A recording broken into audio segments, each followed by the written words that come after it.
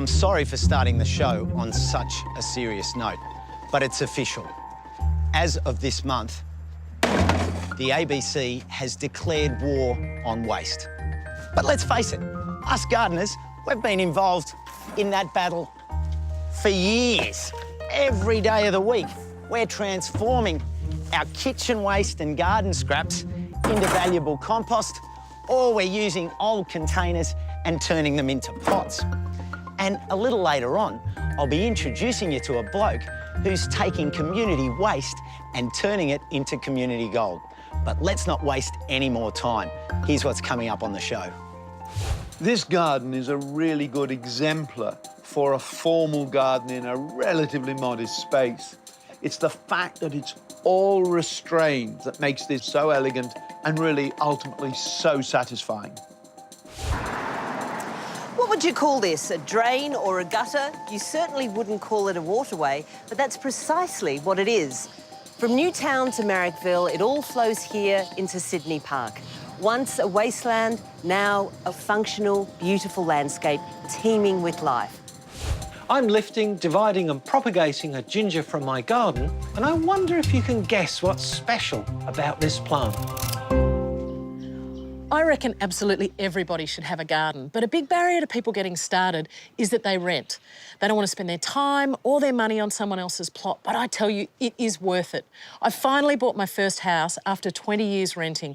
I've had different patches all over the place, and today I'm going to show you some of my best tips for rental gardening.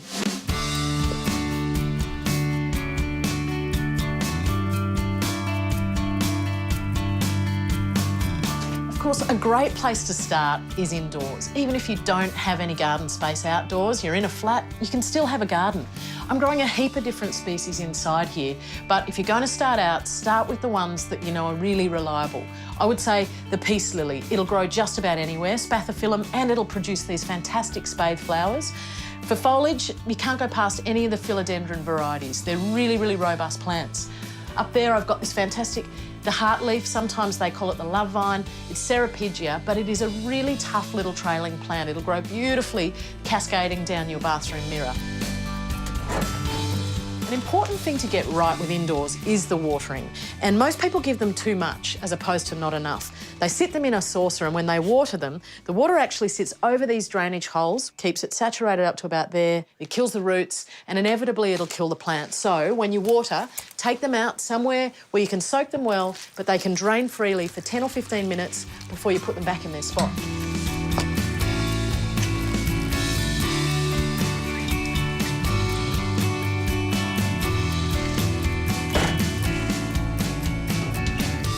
And containers aren't just for indoors. You can bring them outside as well. And mine, I've been carrying them around from garden to garden for so many years. The second we arrive, it feels like home. This great little old wheelbarrow, found that on the side of the road. I grow herbs and leaves in it. This is one of my favourite things. The galvanised mop bucket. No one uses them anymore, which means you find them on the side of the road. Some drainage holes in the bottom, and it's growing those leeks beautifully. The copper, it's such an old-fashioned thing, a little bit harder to get your hands on, but they're fantastic. The snails won't crawl over the copper, but they also look gorgeous in the garden. If you are going to have a garden of containers that you move from house to house, take it from me, you don't want them to be too heavy, or no one will help you move. So, for example, this old cement mixer bowl, it's solid steel, and on its own it's pretty heavy. If I filled it with soil and a plant, it would be impossible to move. So my solution, I put an inner pot inside. I then put some little plastic handles on to help me slip it out, and when it's time to go, I can move them separately. Of course, another great way to take plants from garden to garden is to propagate them. So the key to taking a cutting is making sure you've got a long enough stem that's got a bud below and above the ground. So I'll just pick some here. This is Persicaria. It's a cutting I got at a garden club. You want to remove the lower leaves because they're just going to be under the soil. And the upper leaves, there's big leaves on this for a little cutting. If you can halve them, you'll stop that evaporation, that transpiration rate. So lower leaves off. And then shorten the top leaf off. So we're going to cut right below a bud. And then simply a bit of potting mix. This is a really nice free draining mix, but this particular plant isn't too fussy about that. It doesn't mind a bit of moisture, so it'll strike so readily. And all you need to do is water that in and it's ready to move.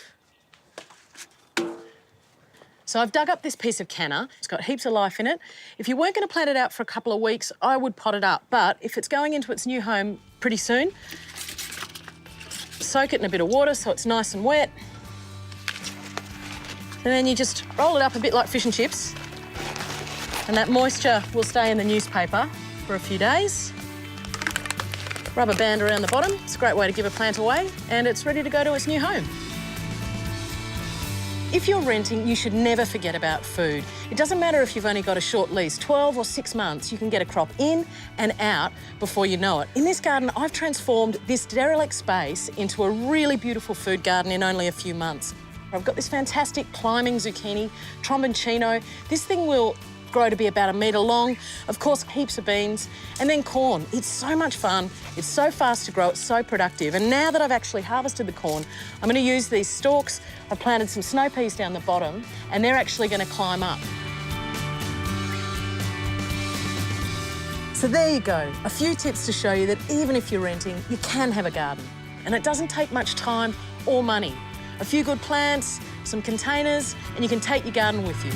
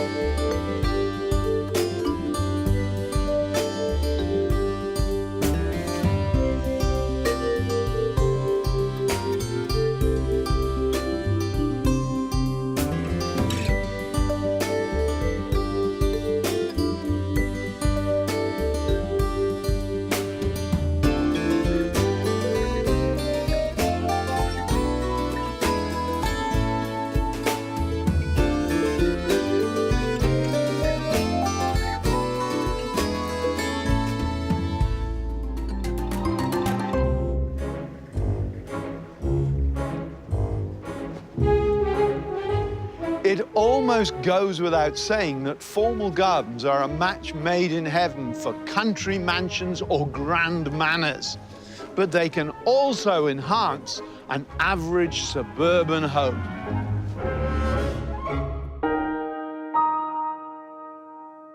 You see, once upon a time, this modest and somewhat dated brick-clad home in suburban Malvern, with its nondescript garden, went through somewhat of a renaissance.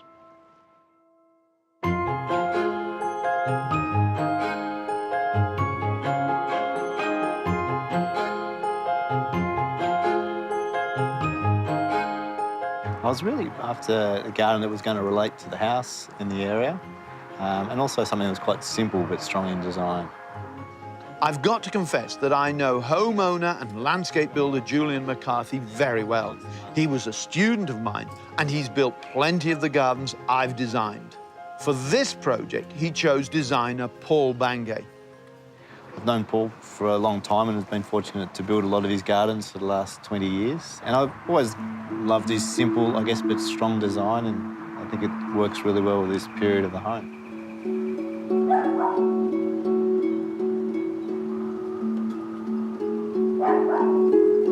This is the point where most visitors will first see the garden and the house. That's right.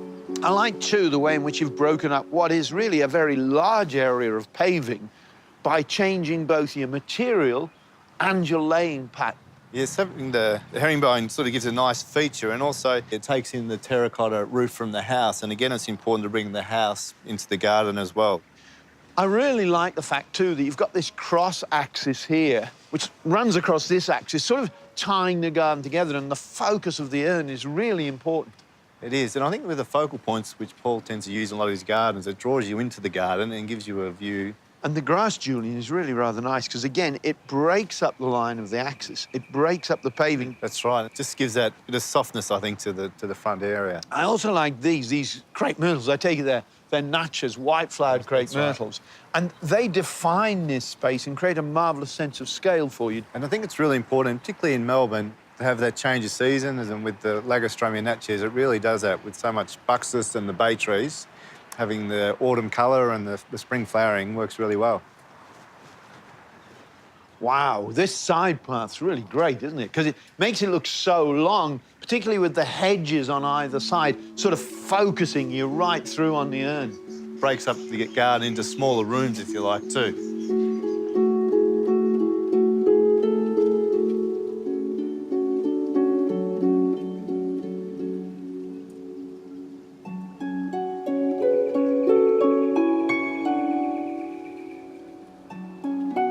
Well, Julian, this is a marvellous hedonistic space, isn't it? It is a great area, and the levels have worked really well too. It gives you a lot of space with the lawn areas leading onto the pool area, and it works really well.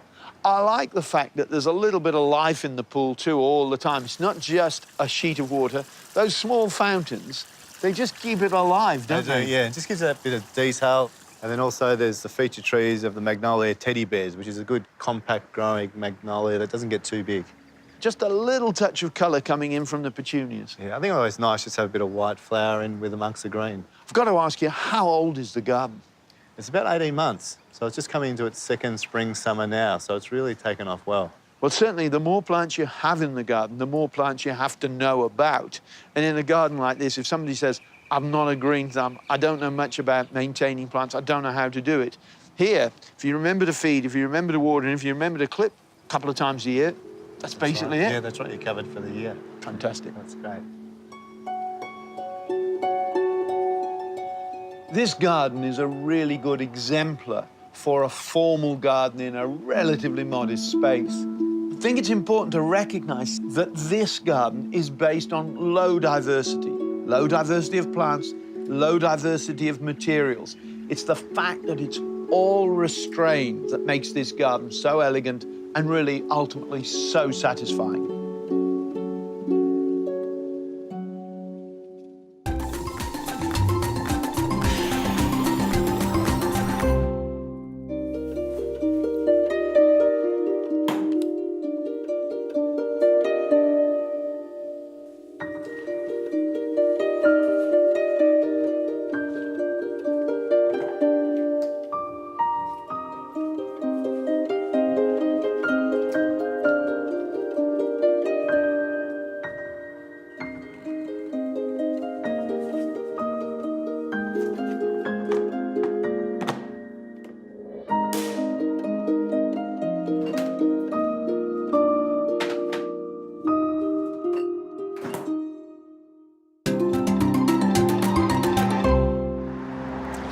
Would you call this a drain or a gutter? You certainly wouldn't call it a waterway, but that's precisely what it is. The water that finds its way here is on its way somewhere else, and not just the water. Rubbish of all kinds makes its way into our stormwater systems, and that provides city planners with an issue: how to capture, divert, clean and harness that resource for use. From Newtown to Marrickville, it all flows here into Sydney Park. Once a wasteland, now a wetland. Let's take a look around.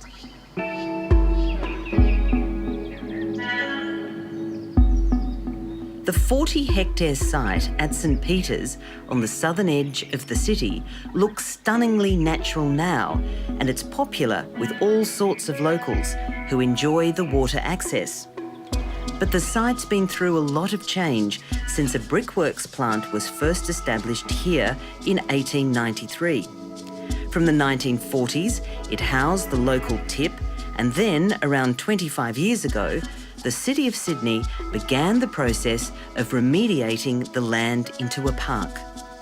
Mike Horn is a landscape designer and one of the team charged with the most recent overhaul of this important Sydney asset. As part of the remediation, Mike, what was the goal of this area? What did you want it to become? Well, first and foremost, Indira, we wanted to make it a fantastic park for people. If people aren't coming here and enjoying it, well, we're not doing our job. Our job was to harvest the water from the Newtown catchment, and there's about 840 million litres of water coming through this system each year that is available for harvesting. In layman's terms, that's about 330 Olympic-sized swimming pools worth of water, which we're intending to reuse for park purposes and also for nearby industry. So we want to make that a playful, joyful experience.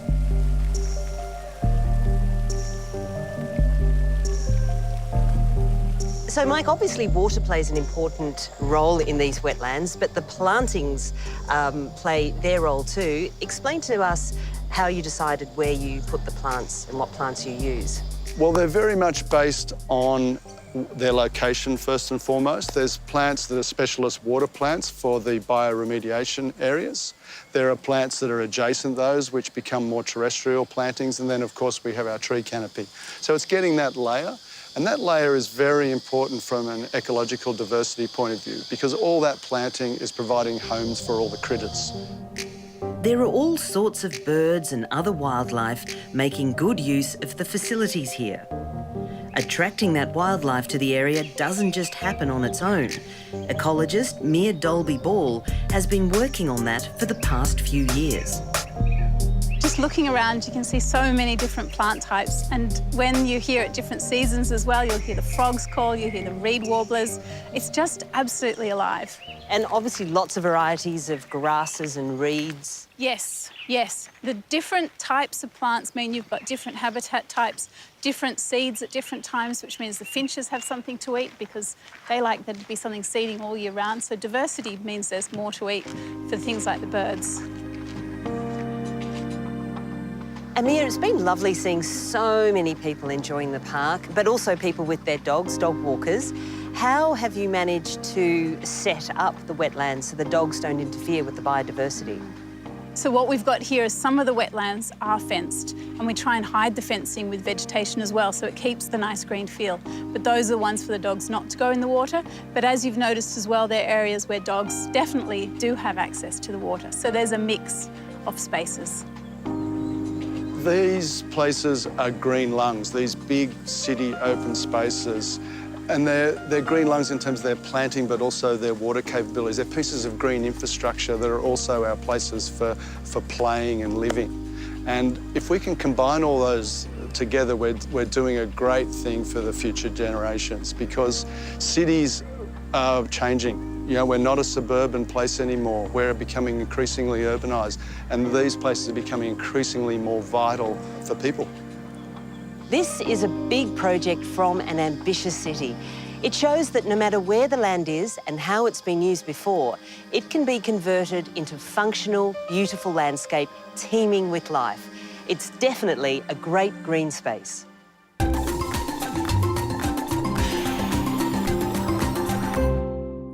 I'm always amazed at the uses that plants can be put to, and that's one of the reasons why I grow shampoo ginger.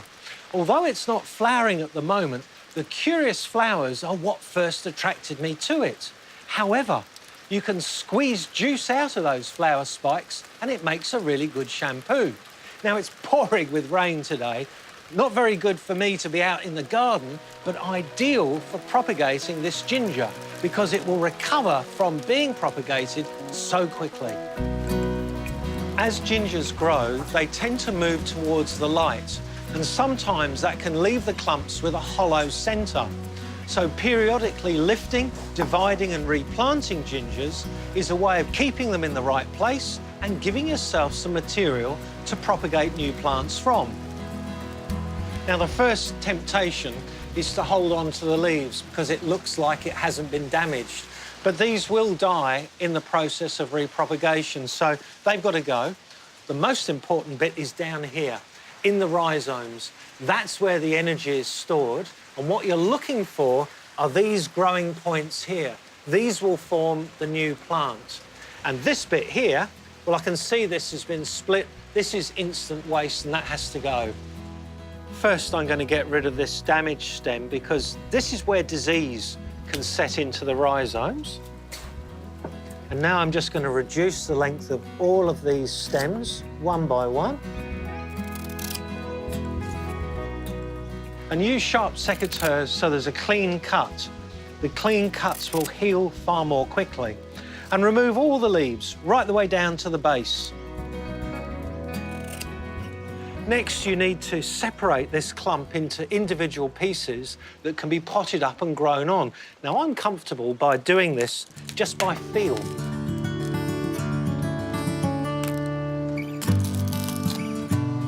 Now, if you're not confident, wash all the soil off the roots so you can see what you're dealing with, and this is the result. This has got 3 perfect growing points on it. This will make a whole new plant. I'm using equal parts of premium potting mix and mushroom compost. Gingers love the extra organic matter. And 20 centimetre diameter pots. That allows me to fit all these roots in. I'm not going to damage them at all. That will aid recovery.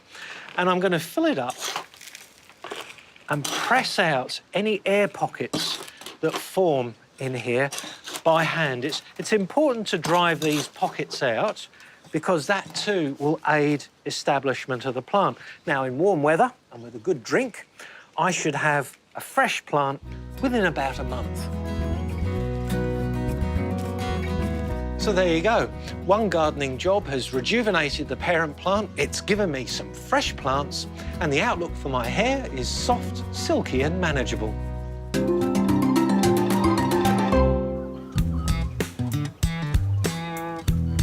If you want to know how the war on waste is being waged on the community level, you need look no further than the Addison Road Community Centre in Marrickville. Here you'll find places like the Bower and Reverse Garbage, organisations that are saving and recycling things that would otherwise end up as landfill. Here's the second ingredient, coffee grounds. Come on, Bob, you get in there. I want to see you on the tools here, mate. But what's brought me here today is this bloke. Meet Bob Boyd, founder and driving force behind Hobo Grow, a community composting enterprise that collects waste from the community, composts it, then sells it back to the community, proving that one person's trash is another person's treasure.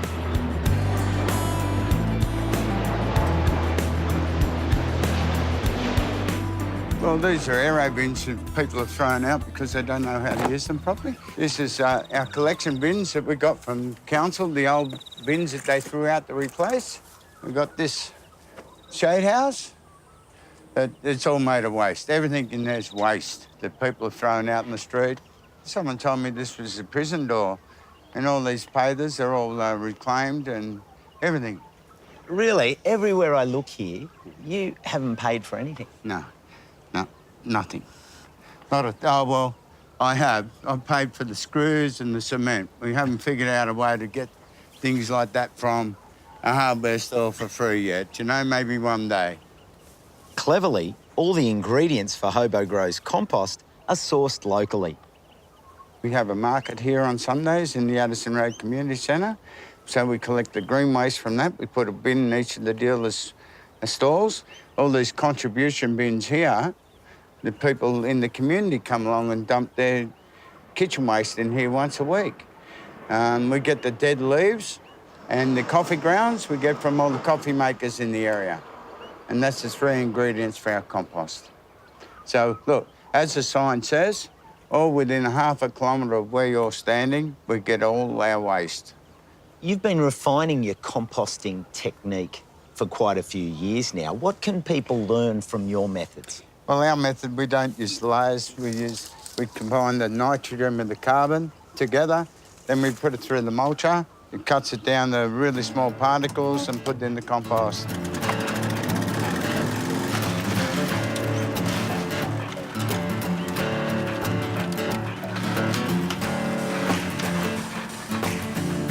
You put it all into your compost bay here. Yeah.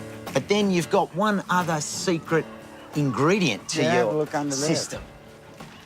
And there it is. Yeah, pick that one up. Little soldier fly larvae. Yeah. That's the black soldier fly. They eat compost 4 times as fast as a worm. And so they break down green waste in there a lot faster. How long is your batch taking to be broken down? 8 weeks, Costa. And in that time, you only stir it once every fortnight. After all the mulching, munching and composting, the final products are packed up and made ready for sale. So how have you packaged these things? Well, this is in a recycle bag from the local brewery. That's our compost that's sold. This is the liquid leachates out of the aero bins. That one bottle makes 4 watering cans. And here you've got worms as well. Worms, yeah, we sell worms. They're called Miracle multicultural worms, we call those ones, because we've got the blues, the reds and the tigers all in amongst there, and they're all interbreeding, which is another fallacy that we've proven wrong. They say the reds don't intermingle with the blues or the tigers, but they have. Waste is not really a dirty word, is it? No. Waste is not a dirty word. Look, everyone else's waste we use. We use waste, and look at the whole compound. It's all waste. Look, we've made something special here. I come here 6 days a week, you know. I don't have to. I'm a volunteer, but I love it.